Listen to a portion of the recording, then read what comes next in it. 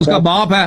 نبی صلی اللہ علیہ وسلم کے باپ کو آپ لوگ کو اس کی ماں کو دونوں کو آپ کافر کہتے ہو مشرک کہتے ہو مسلم میں بلکہ آپ کا ابو حنیفہ کا اس کا کتاب ہے فقہ الاکبر اس میں ایک پورا باب ہے پیغمبر صلی اللہ علیہ وسلم کے دونوں والدین کافر تھے بلکہ تم نے اور تمہاری کتابوں میں یہ بات لکھی ہے کہ نبی علیہ السلام کے والدین جہنمی ہیں معاذ اللہ اور صرف نبی علیہ السلام کے والدین نہیں بلکہ جناب ابو طالب کے متعلق بھی لکھا ہوا ہے سنو میں تمہیں تمہاری کتاب سے دکھاتا ہوں جو معصوم کا فرمان تمہارے نزدیک حجت ہے اس کا بھی جواب دیتا ہوں تمہاری کتاب سے دکھاتا ہوں کون سی ہے تمہاری کتاب ہے جناب والا بہار الانوار لکھنے والا ملا باقر مجلسی اس کے اندر کیا لکھتا ہے نبی علیہ السلام کے والدین کے متعلق لکھتا ہے کہ بھائی عبد اللہ وآمنہ وابا طالب فی حجرت من حجرات جہنم کہ حضرت آمنہ اور حضرت عبداللہ نبی علیہ السلام کے والدین اور جناب ابو طالب جہنم کے کمروں میں سے ایک جہنم کے کمرے میں ہیں استغفر اللہ یہ باقر مجلسی لکھ رہا ہے اور یہ تمہاری کتاب ہے اور تمہارے سامنے ہے جواب دو اس بات کا کہ ہم کیسے کہتے ہیں نبی علیہ السلام کے والدین کے بارے میں ہمارا یہ عقیدہ ہے تمہیں جھوٹ بولا دوسرا حوالہ سن تفسیر قمی سورۃ القصص کی آیت نمبر 56 کے تحت لکھا گیا ہے انک لتہدی من احببت جو آیت ہے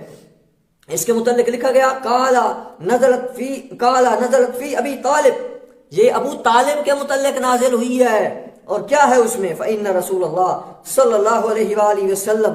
کانا یقول یا عم نبی علیہ السلام نے فرمایا اے میرے چچا یعنی ابو طالب کو لا الہ الا اللہ اے میرے چچا پڑھیے لا الہ الا اللہ محمد الرسول اللہ آپ کلمہ پڑھیے کلمہ اسلام پڑھیے بالجہر نفعک بہا یوم القیامہ فیقولو یا ابن اخی انا عالم بنفسی تو آگے سے ابو طالب نے کلمہ اسلام پڑھنے سے انکار کرتے ہوئے کہا کہ میں اپنے بارے میں زیادہ جانتا ہوں بہتر جانتا ہوں یعنی کلمہ اسلام پڑھنے سے انکار کر دیا یہ تفسیر قمی میں ہے اور ابو طالب کے متعلق تمہاری تفسیر قمی میں آ گیا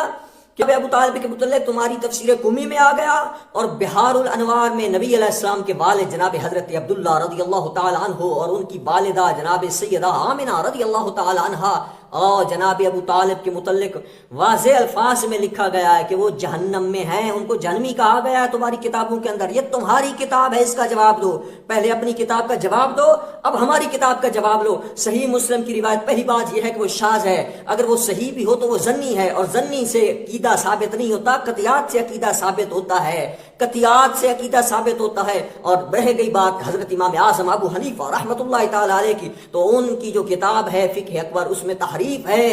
اور وہ تو فقہ کے امام ہے عقائد کے امام میں سے ہمارا عقیدہ دکھاؤ کہ یہ اہل سنت کا عقیدہ ہے کہ وہ نبی علیہ السلام کے والدین کو جہنمی کہتے ہیں معاذ اللہ لا حول ولا قوت اہل سنت یہ نہیں کہتے